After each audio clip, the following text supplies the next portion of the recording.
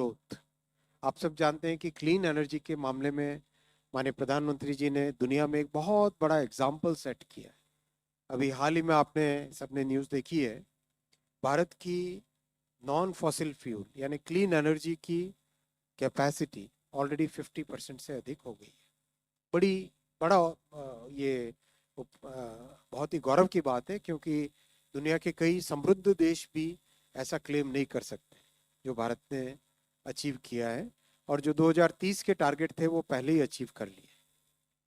ये अरुणाचल प्रदेश का river basin है। इस रिवर बेसिन में आप देखेंगे बहुत सारी फीडर नदियां हैं जो कि ब्रह्मपुत्र, सुबनसिरी, इनको फीड करके बाद में एक ब्रह्मपुत्र नदी बड़ी एक बन के निकलती है, और पहाड़ों से निकलने वाली बहुत सारी। तो इससे कई अपॉर्चुनिटीज क्रिएट होती है। ये उसका डिस्ट्रिक्ट वाला मैप है जिसमें आप अलग अलग डिस्ट्रिक्ट से आते हुए इन ट्रिब्यूटरीज को देख सकते हैं। इन ट्रिब्यूटरीज में बहुत बड़ा बेनिफिट ये है कि हिली एरिया होने के कारण, पहाड़ी एरिया होने के कारण run of the river power projects बनाए जा सकते हैं।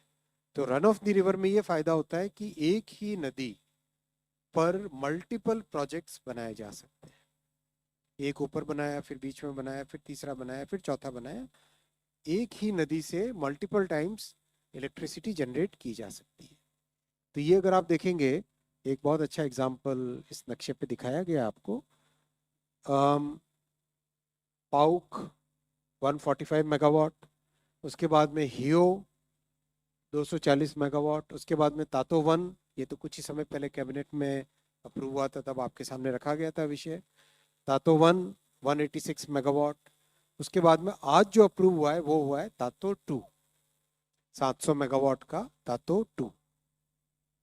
ये इस यर्गिया रिवर लिखा हुआ है, मेचुका, तातो, सियोम, ये जो लिखा हुआ है ना, इसके ऊपर आप देखोगे एक के बाद मल्टीपल प्रोजेक्ट्स इस सीरीज में है, जिससे कि बहुत अच्छा एक बेनिफिट मिलता है। साथ ही साथ उधर सियांग अपर और सियांग लोअर दो प्रोजेक्ट्स भी ऑलरेडी अप्रूव्ड है। सियोम, सियांग, ये सारे के सारे प्रोजेक्ट्स यहाँ पे अप्रूव्ड है।